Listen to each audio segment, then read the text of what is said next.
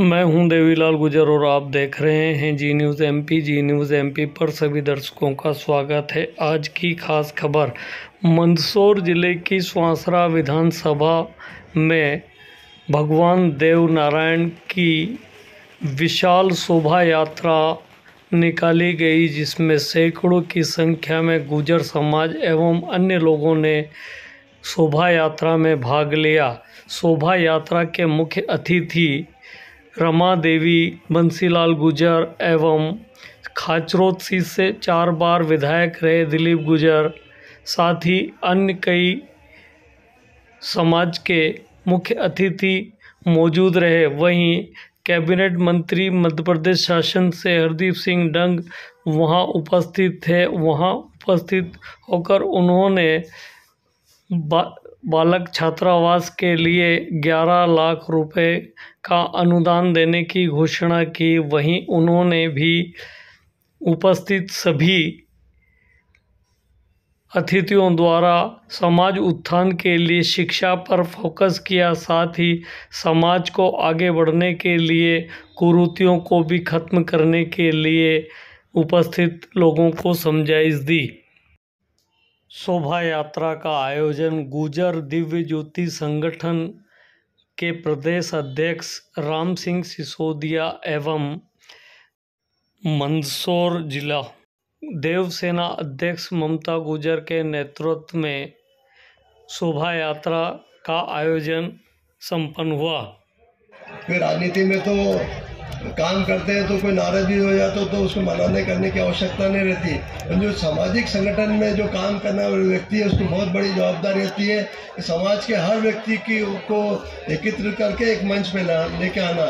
निःशुल्क नवज्योति संगठन ये काम पूरे प्रदेश में कर रहा है, तो निःशुल्क से मैं पूरे संगठन को बहुत बहुत धन्यवाद बधाई देता हूँ। जहाँ तक समाज की बात है, निःशुल्क से हमारा गौरवशाली इतिहास रहा है। हमें उस इतिहास को याद रख के हमें अगला कदम हमें बढ़ाना है कि हमें देखना है कि हमारे पूर्वज क्या थे और आज हम किस स्थिति में यहाँ हैं। हमारे पूर्वजों ने हमेशा इस देश में शासन करा है। जो भी आते थे आए, चाहे मुगल आए, चाहे अन्य जाति आई है, उसका सबसे पहला मुकाबला करा तो गुजर जाति के राजा महाराजाओं ने ही करा है। निःशुल्क से हमें, और हम सब एक देशभक्त लोग हैं, स्वाभिमानी लोग हैं और एक तरह से भावुक लोग हैं, जिसके साथ रहते हैं, पूरी वफादारी के साथ रहते हैं, उसका पूरा हम प्रण करके देते हैं। इसलिए हम हमारी जो समाज की माताएं, उनको जो राजपूत सरदार है वो अपने दूध पिलाने जैसे पन्नाधाय का एक प्रत्येक उदाहरण है।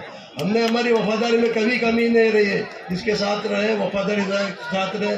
चाहे देश की आज़ादी की बात करें, हम अंग्रेजों से खूब लड़े, उनके खिलाफ हमको डाकू ये घोषित पहले किया गया, हम जंगलों में चले गए और हम सब उनसे लड़कर हमारे जीवन यापन के लिए हम खेती और ये सब करने लगे। जब हम किसान बने, पहले हम कोई किसान नहीं थे, हम भी लड़ाकू जाति के लोग हैं और हमेशा ये काम करते रहे हैं। जहाँ तक इस देश में प्रदेश की बात है, आज लोकतंत्र है और लोकतंत्र में सबसे बुलेट की जब मतपत्र के माध्यम से चुनाव होता है, पहले तो तलवारों के बल पर राजा गद्दी हत्या जाती थी, अब मतपत्र के आधार पर गद्दी हत्या जा रही है। तो जब हम जनसंख्या के हिसाब से देखें, आज हमारे 80 लगभग विधानसभा क्षेत्र हैं जिसमें हम प्रभावित कर सकते हैं कि वो रिजल्ट किसका रहे किसका नहीं रहे।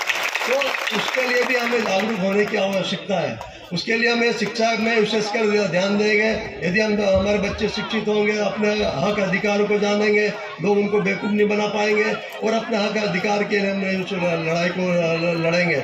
जहाँ तक हम चाहते हैं कि इस मंदसौर क्षेत्र से भी, मंदसौर निमत से भी हमारा सांसद हो, उसके और विधायक भी हो, परंतु सबके लिए इसके लिए एकजुट होने की आज आवश्यकता है। शुभकामनाएं देता हूँ और आशा करता हूँ कि जिस तरह से ये शिक्षा के क्षेत्र में जागृति लाने का काम इस संगठन द्वारा किया जा रहा है, वो बहुत ही अद्वितीय है। हमको इस बात से कहने में कोई संकोच नहीं है कि हम शिक्षा के क्षेत्र में बहुत पिछड़े हुए हैं और बहुत पिछड़े हुए हैं। तो उसमें कारण हम नहीं है, कारण परिस्थितियां हैं, कारण हमारे जो देशभक्ति है वो है कारण, हमारा जो राष्ट्र के प्रति समर्पण है वो कारण है। क्योंकि जब कभी भी राष्ट्र पर संकट आया तो उस संकट को दूर करने के लिए अगर सबसे पहला बलिदान किसी ने करने का काम किया तो गुर्जर समाज के लोगों ने किया। उसके कई उदाहरण दिए जा सकते हैं। आदरणीय दिलीप जी ने कहा अभी कि पाकिस्तान का पहला हमला होता है हिंदुस्तान पर 1948 में, तो सबसे पहले उसकी खबर देने वाला गुर्जर होता है और मोर्चे पर गुर्जर ही लड़ता है। इसी तरीके से अभी भी जम्मू कश्मीर में जहां कहीं भी जासूसी होती है और पाकिस्तानी घुसपैठ करते हैं तो उस घुसपैठ को रोकने का काम भी अगर कोई करता है तो गुर्जर सरदार करता है। मित्रों, इसी तरीके से इतिहास में जब कभी भी घुटने टेकने का काम हुआ तो गुर्जर समाज ने घुटने नहीं टेके, उसके कारण वो पिछड़ा है। उसने पलायन करना मंजूर कर लिया लेकिन आतताइयों के सामने घुटने टेकने का काम नहीं किया, इसीलिए उसका पिछड़ापन है। और आज शिक्षा के क्षेत्र में हम पिछड़े हैं, ये बात सही है, लेकिन नैतिकता में हम कभी नहीं पिछड़े, राष्ट्रभक्ति में हम कभी नहीं पिछड़े, राष्ट्रभक्ति में हम हमेशा आगे रहे हैं। मैं निवेदन करना चाहता हूं आप सब साथियों से कि आज वक्त की जरूरत है कि शिक्षा हम प्राप्त करें और समय के साथ चले। ठान ले वो करके दिखाता, पक्की बात। जो गुर्जर समाज ठान ले तो फिर वो करके दिखाता है और ये एक इतिहास गवाह है। और हमें गर्व है कि देवनारायण की भूमि और ये भारत की भूमि ऋषि महर्षियों की, वीरों की धरती है। और हमें गर्व जब होता है जब हम ऋषि मुनि तपस्वी और अवतारी पुरुषों का जब नाम लेते हैं तो अपना अपने करंट का हमारा संचार होता है। और जब देवनारायण जी की बात करें तो वो ऐसे देवता जिसकी तरफ निगाह डाल दें वो मुर्दे में जान डालने की पूरी ताकत, उनका आशीर्वाद दिया था कि मुर्दे में जान डाल दे। सूखी नदी में पानी, जहाँ सूखी नदियां होती थी और उनकी एक नजर चल जाती थी, वो नदियों में कलकल करके पानी बहने लगता था। ऐसे देवनारायण के आज यहाँ पर अनुयायी यहाँ पर बैठे हैं।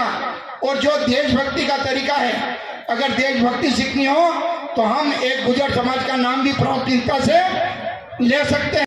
चालू हो लाख रुपए की घोषणा करता हूं और बिल्कुल आपका अधिकार भी है और मेरा फर्ज भी है। अब अपन सब मिलकर अच्छा एक बेहतरीन, और किसी को बोलना हो तो बोले, देवनारायण भगवान की जयकारा जोरदार रगों में, मतलब एकदम। अच्छा, एक बात और याद है, एक बात इसी बीच हमारे मंदसौर जिला पंचायत वार्ड क्रमांक 4 से निर्वाचित बड़े भाई दीपक सिंह गुर्जर जो पधारे, इनका एक बार स्वागत करें।